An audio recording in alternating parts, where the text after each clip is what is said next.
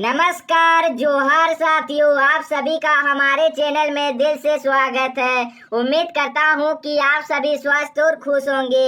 आज की यह वीडियो हर उस व्यक्ति के लिए महत्वपूर्ण होने वाली है जो वृद्धा पेंशन, विधवा पेंशन या फिर दिव्यांग पेंशन का लाभ ले रहे हैं या जिन्होंने आवेदन किया है।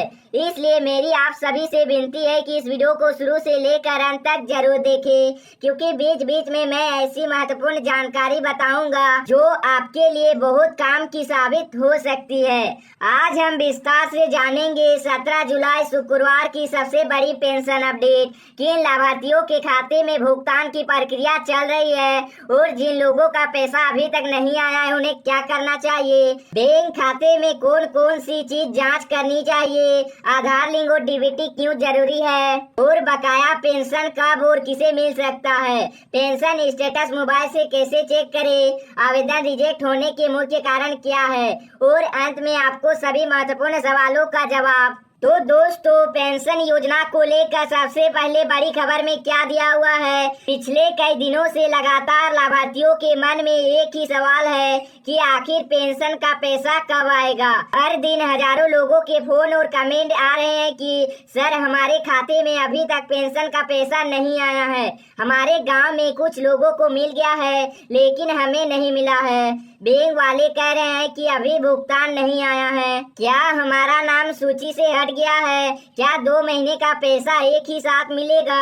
अगर आपके मन में भी यह सवाल है तो इस वीडियो को पूरा देखें। तो सबसे पहले यह समझ लीजिए कि पेंशन का भुगतान एक साथ सभी लोगों के खाते में नहीं आता है। सरकार और बैंक की प्रक्रिया के अनुसार भुगतान अलग अलग चरणों में भेजा जाता है। इसलिए यदि आपके गाँव में किसी को पैसा मिल गया है और आपको अभी तक नहीं मिला है तो घबराने की जरूरत नहीं है। अब बात करते हैं कि वृद्धा पेंशन को लेकर क्या अपडेट आया है। वृद्धा पेंशन योजना का उद्देश्य आर्थिक रूप से कमजोर बुजुर्गों को हर महीने आर्थिक सहायता उपलब्ध कराना है ताकि वे अपनी दैनिक जरूरतों को पूरी कर सके, लेकिन कई बार लाभार्थी का भुगतान मिलने में देरी हो जाती है।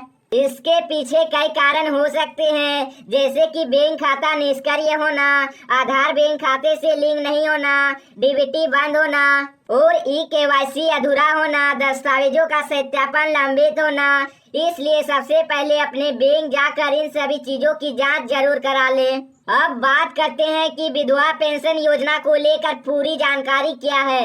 यदि आपके खाते में भी अभी तक पैसा नहीं आया है तो सबसे पहले बैंक पासबुक अपडेट करवाएं, आधार लिंक की जांच करें, मोबाइल नंबर अपडेट रखें, पंचायत प्रखंड कार्यालय में अपने आवेदन की स्थिति पूछें। यदि कोई दस्तावेज अधूरा है तो उसे तुरंत पूरा करवाएं। कई बार केवल एक छोटी सी कमी की वजह से भुगतान रुक जाता है। अब बात करते हैं कि दिव्यांग पेंशन योजना को लेकर क्या अपडेट आया है। अब बात करते हैं दिव्यांग पेंशन योजना की। यदि आप इस योजना का लाभ ले रहे हैं तो यह सुनिश्चित करें कि दिव्यांग प्रमाण पत्र वैध हो, आधार और बैंक खाते की जानकारी सही हो, डीबीटी चालू हो और बैंक खाता सक्रिय हो। यदि इनमें से कोई भी समस्या होगी तो भुगतान में देरी हो सकती है। अब बात करते हैं कि बकाया पेंशन को लेकर क्या बड़ी जानकारी आया है। क्या बकाया पेंशन एक ही साथ मिलेगा? यदि किसी लाभार्थी का भुगतान तकनीकी या प्रशासनिक कारणों से रुका हुआ था और बाद में उसका मामला स्वीकृत हो जाता है तो नियमों के अनुसार बकाया राशि जारी की जा सकती है, लेकिन यह सभी लोगों के लिए स्वतः लागू नहीं होता है और संबंधित विभाग की प्रक्रिया पर ही निर्भर करता है। अब बात करते हैं कि बैंक खाते में सबसे पहले क्या जांच करें। यदि आपके खाते में अभी तक पेंशन नहीं आई है तो सबसे पहले अपने बैंक जाकर इन बातों की जांच करें। आपका बैंक खाता सक्रिय है या फिर नहीं है, आधार कार्ड बैंक खाते से लिंक है या फिर नहीं है, डीबीटी चालू है या फिर नहीं है, ई-केवाईसी पूरी हुई है या फिर नहीं हुई है और बैंक खाते में कोई तकनीकी समस्या तो नहीं है। यदि इनमें से कोई भी जानकारी गलत या अधूरी होगी तो भुगतान रुक सकती है। अब बात करते हैं कि घर बैठे पेंशन स्टेटस कैसे देख सकते हैं। यदि आप अपना मोबाइल से अपनी पेंशन की स्थिति देखना चाहते हैं तो सबसे पहले संबंधित राज्य पेंशन पोर्टल पर जाएं। फिर उसके बाद अपना पेंशन आईडी या आधार नंबर दर्ज करें, कैप्चा भरना है। उसके बाद सर्च बटन पर क्लिक करें। इसके बाद आपको आवेदन की स्थिति यानी भुगतान की जानकारी और अन्य आवश्यक विवरण दिखाई देंगे। अब बात करते हैं कि किन कारणों से आपका पेंशन रुक सकता है।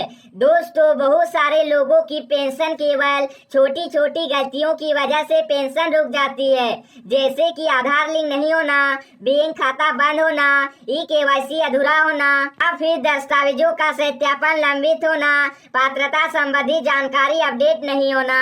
यदि आप समय रहते इन समस्याओं को ठीक करवा लेते हैं तो भुगतान मिलने की आसानी होती है। अब बात करते हैं कि वृद्धा पेंशन लाभार्थियों के लिए जरूरी सलाह क्या है। यदि आपका उम्र निर्धारित पात्रता के अनुसार है और अपने आवेदन किया है तो समय समय पर अपने आवेदन की स्थिति जरूर जांचें। यदि आपका आवेदन स्वीकृत हो चुका है लेकिन भुगतान नहीं मिल रहा है तो संबंधित कार्यालय या बैंक से संपर्क करें और कारण की जानकारी लें। अब बात करते हैं कि विधवा पेंशन लाभार्थियों के लिए क्या नया अपडेट आया है। यदि आपका आवेदन स्वीकृत है और फिर भी भुगतान नहीं मिल रहा है तो बैंक पासबुक अपडेट करवाएं, आधार और मोबाइल नंबर की जांच करें, पंचायत या प्रखंड कार्यालय में आवेदन की स्थिति पूछें। यदि कोई दस्तावेज अधूरा है तो उसे तुरंत जमा करें। अब बात करते हैं कि दिव्यांग पेंशन लाभार्थियों के लिए क्या अपडेट आया है। यदि आप दिव्यांग पेंशन योजना का लाभ ले रहे हैं तो यह सुनिश्चित करें कि आपका दिव्यांग प्रमाण पत्र मान्य हो, आधार और बैंक खाते की जानकारी सही हो, बैंक खाता सक्रिय हो और डीबीटी चालू हो। अब बात करते हैं कि आवेदन रिजेक्ट होने का सामान्य कारण क्या है। कई बार आवेदन इन कारणों से स्वीकृत नहीं हो पाता है। दस्तावेज अधूरा होने के कारण, गलत बैंक खाता संख्या, आधार और बैंक विवरण का मेल न होना, पात्रता पूरी न होना, सत्यापन लंबित होना।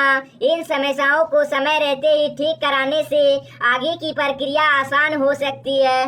तो दोस्तों, उम्मीद करते हैं कि आज की यह विस्तृत जानकारी आपके लिए उपयोगी रही होगी।